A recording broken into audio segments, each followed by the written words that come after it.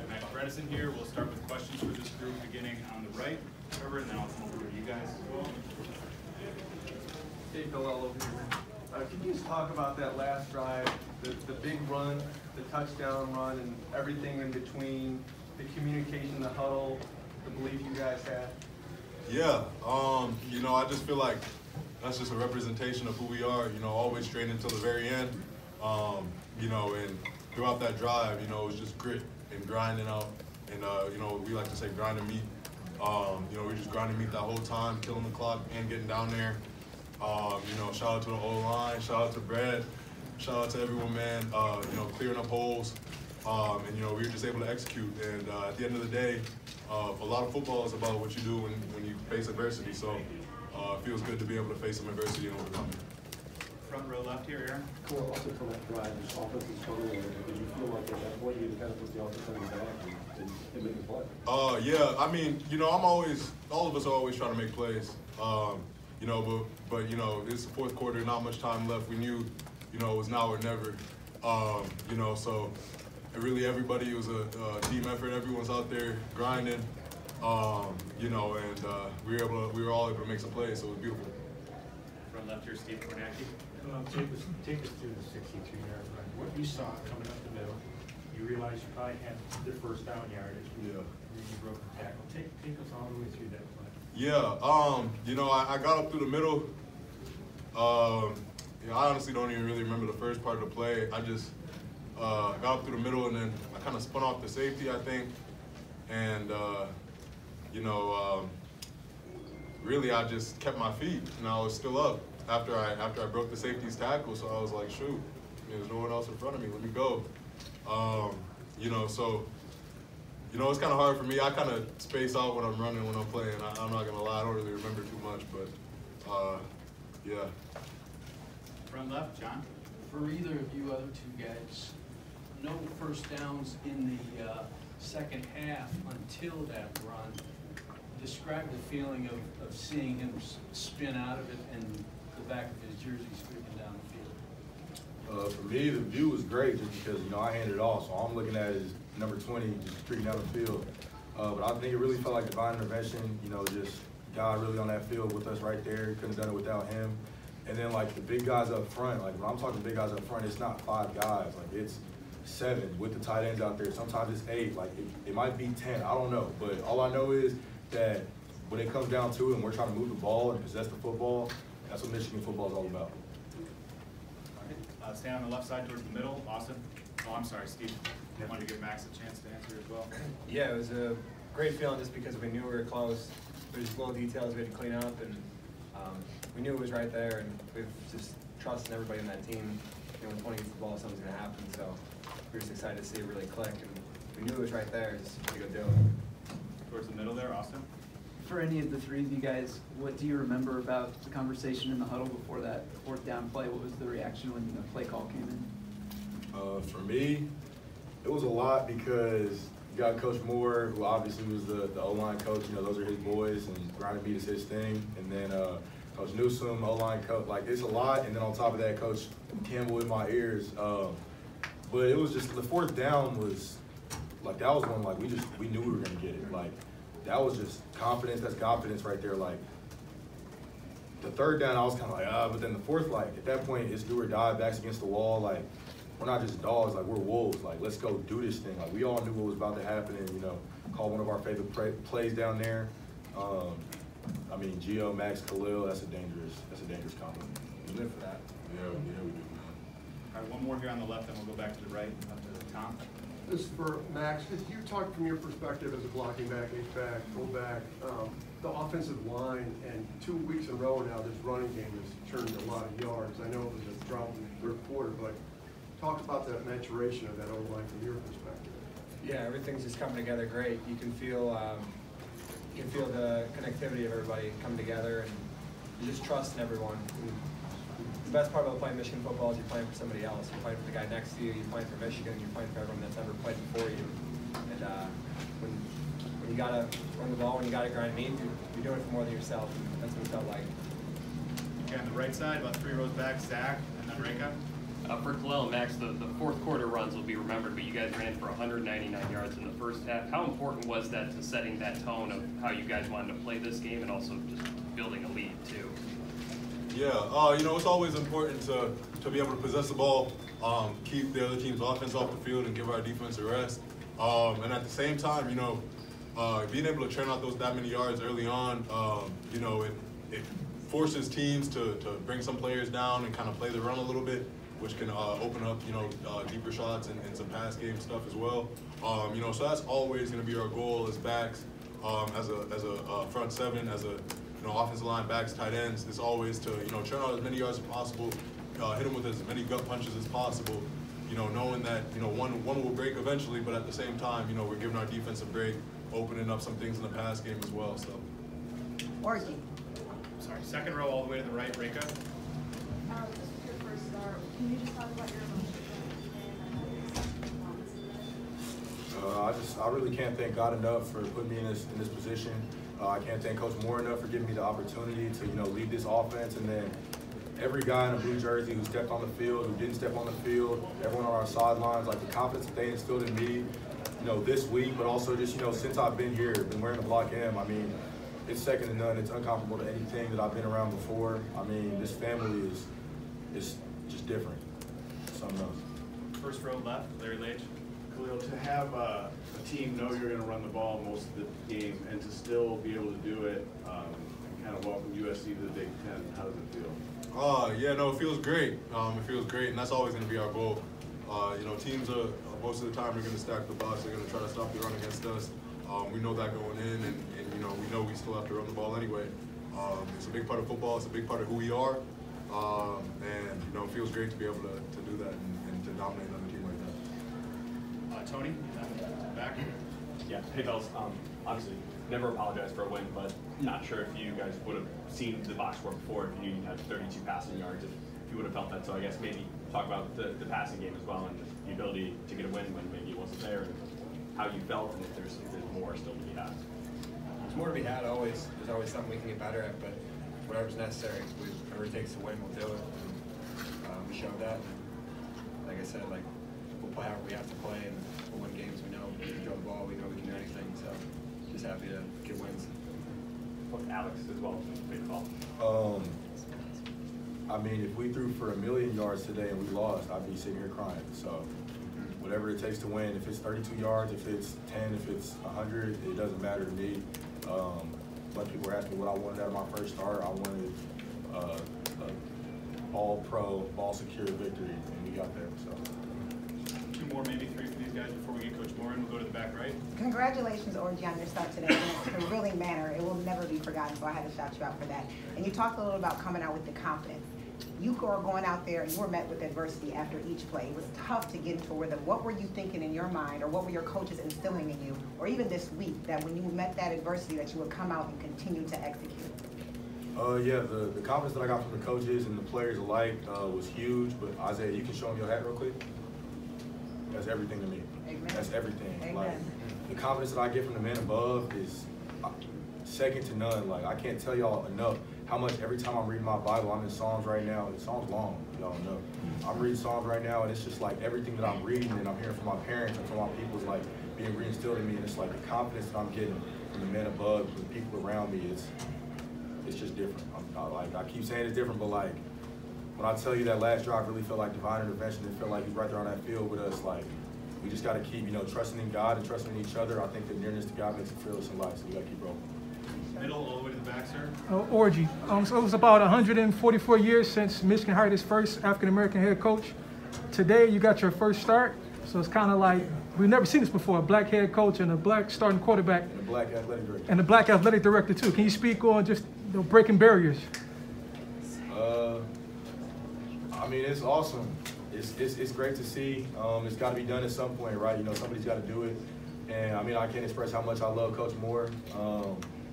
Just seeing him every day since he became the head coach, like, it's just like what you're getting from him. Like, he's a crazy dude sometimes, but he's awesome. Like, we love him to death. And when he gets up here in front of y'all and tells y'all how much he loves us, like, it's so for real. Like, it's all love. Like, the amount of stuff, like the things we do, throughout the week, throughout the summer, throughout the fall, like everything that he's ever done, every decision he's ever made, he's had us in his mind first. He had us in his heart first. Like, he treats us like his 2 daughters at home, like for real. Like, I can't say how much I love you, Coach Moore.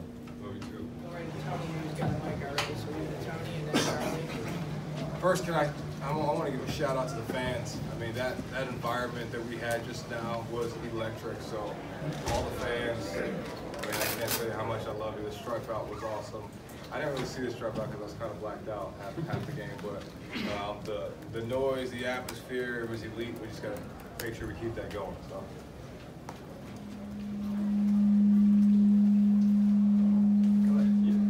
Sure, congratulations. Obviously, last year at Penn State, you guys were winning it 32 times in a row. So not new to this, but just wondering if you could speak to the way that you had to get this one done. Yeah, we felt like we needed to possess the ball. We needed to be successful in the run game and keep their offense off the field. Thought, Lincoln, I have so much respect for him and what he's done on the offense side of the ball with that program. But we knew we could, generate some yards on the ground and wanted to control the clock and keep our defense off the field as much as possible. So I think our guys executed. There was a little lull in the third quarter. They made some really good adjustments, and then we had to adjust. So it was a chess match there in the run game, and then obviously Kalel, man, 17 carries, and 159 yards, averaged 9 yards a carry, 2 touchdowns. I mean, it's just incredible job by him, the offensive line. So we're very proud to see. Go on the right, Charlie. Jerome, can you talk to him a little bit about that last drive? Didn't go work. A lot of people wouldn't run with under 4 minutes to play. Can you talk about that confidence in that game and how that drive turned out? Yeah, we talk a lot about situational football. When you have 4 minutes on the clock, there's no need to, be in a hurry, especially when you're trying to keep the ball and possess the ball. So there was a lot of situational football there. We worked that every week. We worked some kind of situational football throughout the week. And for us, we wanted to, sustain drives and keep it out of their hands. And guys did a good job. Kalel made a heck of a play on the run. Guys tackled him, just drags him off and runs for 60 yards, his longest of the season. Before that, his longest of the season was a 50-something yarder. So, I mean, just incredible job by our kids. Sharon, what was the locker room like? And what does pulling one out like that do for this team mentally, emotionally, confidence-wise? It was insane. It was fun. They were throwing me around. I'm not a small dude, so for them to throw me around, it took a lot of force and power. So I'm a little sore right now, but it was incredible. And the best thing about our team, we got a team. And whether you run it, whether you throw it, say you should throw it more, we won. We beat a good team, So for us, that's what it was all about. All right, Chris. You have an update on Will? Yeah, he came back and he could have went back in, but we held him, so he's a good place. I thought those other guys did an outstanding job. Maybe you talk about the defensive line and Josiah especially. Yeah, I mean, Josiah, tackles for loss, 3 of them. He had 2 sacks. The D-line had 4 sacks, and I think a lot of those sacks were on 4-man rushes. I thought Coach Wink Martindale did an outstanding job giving him game ball in the locker room with the mix of coverage, with the mix of blitz, the mix of looks, twists, games, all types of things that kept that guy guessing and kept 7 guessing because Millen Moss is a good player, and we hit him a lot. And those guys took a lot of pride in the 4-man rushes and the guys in coverage. It was a great job, great game plan by the defense, and proud of them. On the left, Steve. Jerome, could you share with us what you saw on the 2 big plays, the 62-yard run and the game-winning touchdown? Yeah, a will to not give in, a will to want it more than them, want it more than the man that was trying to tackle him. On that big play for Kalel, the guy's on top of him, dragging him, and he just runs and he just breaks another tackle and another tackle, and he's gone. Then the 4th and 1 to win the game, it was, challenge the O-line. It's on you. It's 4th and 1. The game's on the line. What are you going to do? And that's the situation that we have in practice throughout camp, and they owned up to the bell. I'm proud of them. Was that Miles and Max maybe the biggest blocks there? Miles, Freebie, Dom was on that side, and then the puller was, it was, with the big, and then Gentry was the extra lineman there, so we had an extra lineman on that side to concave that whole side. So didn't see the whole play, but know that there was a lot of movement and enough to get the touchdown. Aaron? I think we all need Donovan brought the run game coming into the year. Can you just speak to Kalel and the versions he's showing back-to-back pretty major? Yeah, right now I think he's averaging like 8 yards a carry on the season. And he can take it the distance he's shown, he can run you over. He's just done everything for us. He's a great pass protector. He's been incredible. Last year, he averaged 6 yards a carry, so it's not a surprise of how good he is and what he's done. But to see him take the next steps and really make those explosive plays, and when the game's on the line, he wants the ball in his hands, and he made plays happen. So, yeah, I mean, he's a star. He's a game breaker. Jake? Yeah, Sharon, this was the fewest passing yards in a game for Michigan since 1987. How does it feel to win a game where they know you're going to run the ball and they still can't stop you, especially when it matters? Well, I love it. I love every minute of it. That's my dream to see it. And yeah, I want to throw the ball, but when you can run the ball effectively, it kind of brings you down a little bit.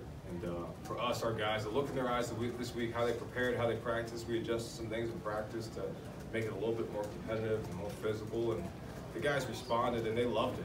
They loved it. They really took it to heart. And I think the O-line, I'm so proud of them because I'm so hard on them. But so proud of what they did and how they played today. So, yeah, shout out to them. Over here, Austin. Sharon, what was the conversation like on the headset on the sideline before the fourth down play? Is that one where you even talk about any options, or did you know right away what you wanted to do? No, I just said, what's the best fourth down play right here? What's the best goal line play we're going to run? And Grant exactly, boom, he knew exactly what the play was. And when somebody responds with that assertiveness and confidence, like, okay, let's do it. And you looked at the boys, and the boys knew it, so we knew we were in great shape. That was Grant, you said?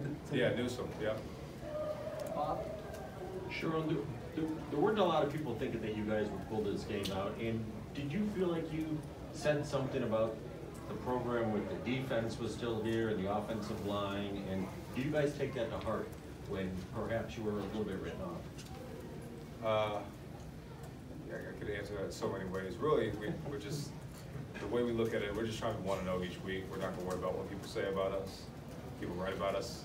You win, there's always a criticism. You lose, there's a criticism. So for us, it's how do the guys in the building, how do we feel about each other? How are we going to work to get better? How are we going to want to know that week? That's it. That's all we're worried about. So we have a family. I love these kids like they're my own, and we're just going to work to get better every day. That's it.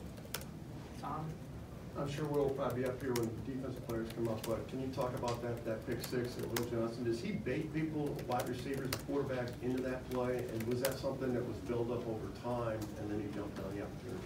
So it was funny you said it. Like 2 drives before that, Wink's like, he's going to get one. They're going to test him. He's going to get one. And I didn't. All I saw was Will like a missile, shoot it, pick it off, and I knew it was gone. And he's an incredible player. He just is who he is. And he's the same every day, works his tail off, doesn't say very much, he just wants to be the best, and he did what he did. So, partly won us the game, so very proud of him. Larry? Can you take us through your range of emotions throughout this game and the 2 fumble play, just kind of what you were thinking there? Up and down, up and down. Adversity strikes, what are you going to do? There's so many things that go on in this game of football, and it's exciting, it's crazy, gets you all over the place, but again, our players never flinch, and that's what we're really proud of. It's just the way the players responded in those situations, and defense, offense, special teams, so we're just happy for our players. Ryan? I know every win's a win, but the fact that it's against USC's first Big Ten game, a top 15 opponent, does it seem like this one maybe adds a little bit more juice or a little bit more importance of victory to today's game? We had the privilege of Carol Hutchins and Lloyd Carr being our honorary captains, and Carol talked about how she's winning as coach of college history, and she mentioned to our team how there's no such thing as a big game. Every game is a big game, so there's no such thing as a game. This is a big game. And for us, that's the mentality that we really have to approach everything with, and that we are approaching it with. So, yeah, they're a really good football team. I know we beat a really good football team, so that's how we're going to react, and we're going to fix what we need to fix, and then move on to the next game. Reiner? Sharon, you said your identity when you were introduced was Smash. How much do you feel like you guys found the specific identity and this thing can carry on the rest of the season? Yeah, I think it was a pretty good set to who we want to be and what we want to do. Obviously, we have to have different things to help us in wrinkles in games because people are going to adjust. But I think our guys did an unbelievable job of just going and executing the plan to go win the game. We said every game, it's a 1-game season, every game. And that's all we're going to do is try to win that game. So guys did an outstanding job executing the plan. Got time for a few more. We'll start with Chris on the right.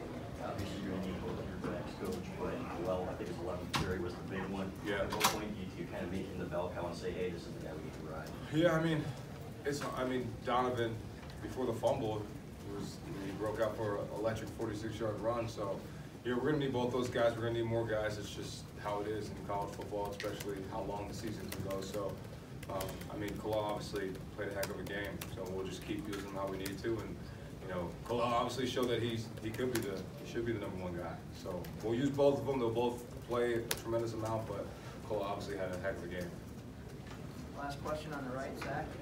You mentioned the lull. Can you speak to the offensive players' demeanor during that, and then also Alex Orji's role as a leader during the, I guess, 5 drives without a first down? Yeah, I mean, I think the demeanor of the players, they never really flinched. They were just trying to find what is going to help them be successful. And that was it. The coach is the same way. And maybe mine, I probably got to calm down a little bit. I got a little hyped up on the players, and I tend to do that, especially through the line. But those guys did an outstanding job. I'm proud of them.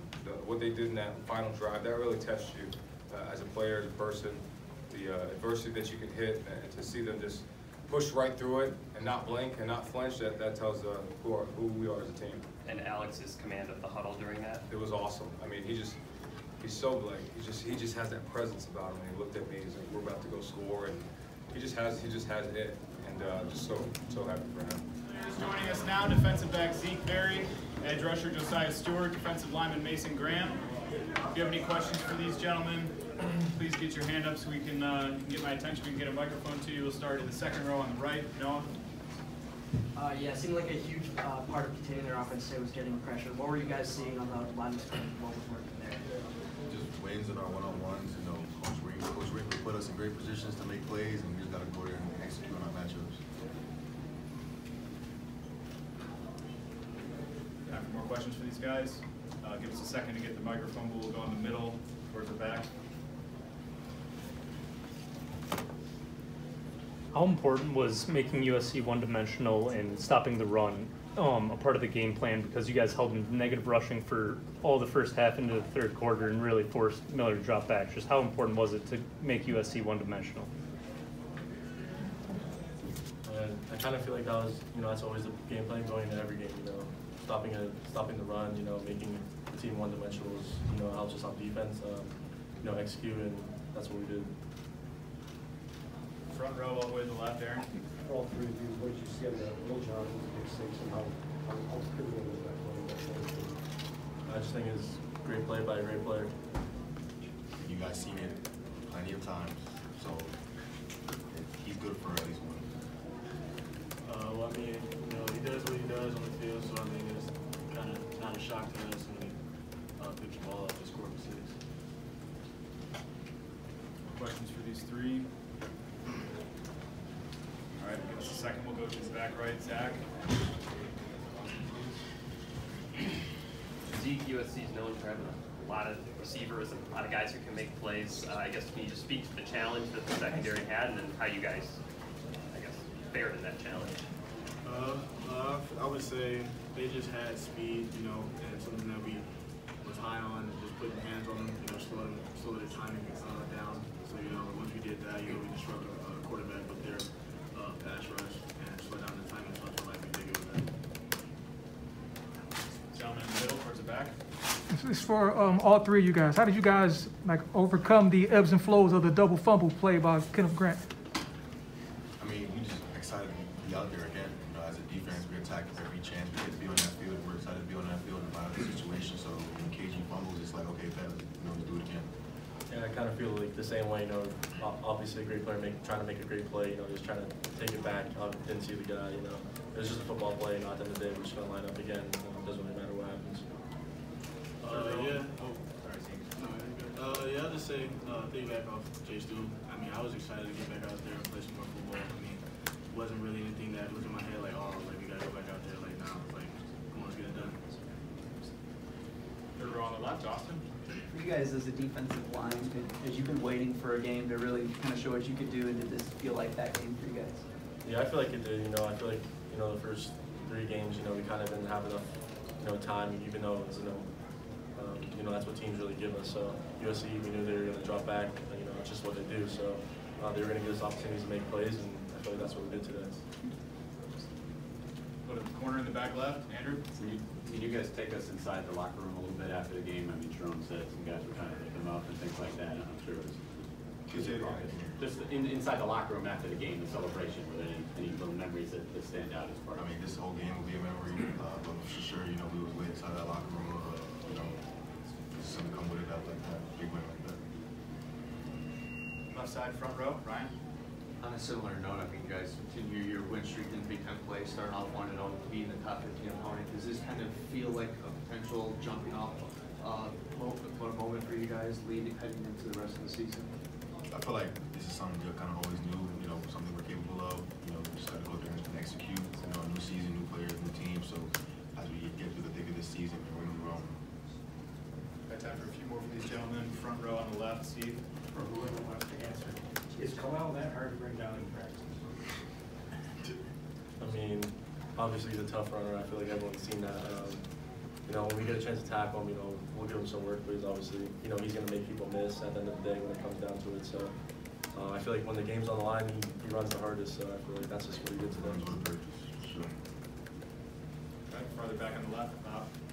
For any other players, what do you think this game made? Sharon Moore has won games last year as a head coach, but this sort of feels like a signature victory for him and this program. Could you tell it in him and what it meant to him and how you guys reacted, what it meant to him? I feel like for him, you know, his first actual, you know, head coaching job against win against a ranked opponent. I mean, it's, you know, huge for him. You know, huge motivational boost for him. But you know, we always got his back, and we're gonna play as hard as hell we can for him. All right, getting the microphone to the back in the middle, Reiner. Well, what do you think the effect that the offense had where they were able to control the ball, and also you guys were getting and controlling field position early on? How much of a positive effect did it have on the defense in general? Yeah, I feel like, you know, complementary football is always the best football. So, you know, them helping us, you know, really makes our job easier, and us helping them makes their job easier. So I feel like, you know, them running the ball really helped us. You know, we got our legs back. You know, weren't tired going out there. So, I mean, we can all just play at the highest level at that point.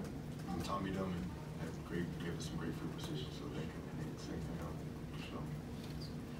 In the back on the right. Congratulations, fellas, on such a big win today. I'm having a sense of we're already looking to next week, and you can tell me if I'm totally off. Are you enjoying this moment because the expectation was to come out here to execute? And I'm getting just a sense that you guys are locked and loaded to take this win and move on. I'd say we are. You know, this is a great win for the night. You know, gonna watch film and get over it, enjoy ourselves tonight. But you know, what happens tomorrow? It's work. It's right next to Minnesota.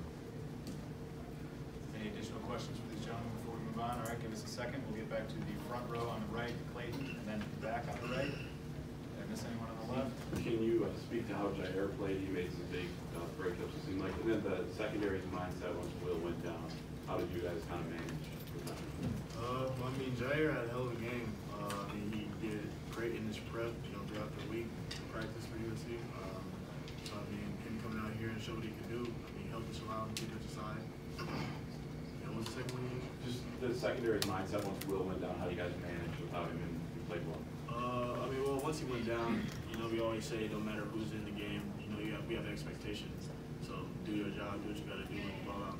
So that's just. All right, two more, maybe three. Gentlemen in the back right. For Mason, so obviously you and Mullings have been on this team for a long time, but going back to when he was still on the defense, can you talk about kind of his growth into becoming a great offensive player from when you both were kind of first still new on the team? Yeah, I feel like, you know, he was even a great defensive player when he was on our side of the ball. You know, he was playing, you know, in big games. He was playing in Penn State games. Just that stuff, you know, I feel like he's just a great football player. He loves the game, knows the game, and he's just going to do well wherever he's at. Left side in the back, Bob. Did Wink Martindale, did he mix up the blitzes pretty well? People thought he, but you guys got home even without blitzing. Was it a good mix and match combination for you guys? I feel like it was. You know, Coach Wink trusts us to execute whatever he calls. So, I mean, if he thinks a four-man rush is working, he'll call a four-man. If whatever's working, he'll call it. We just go out there and execute whatever he calls.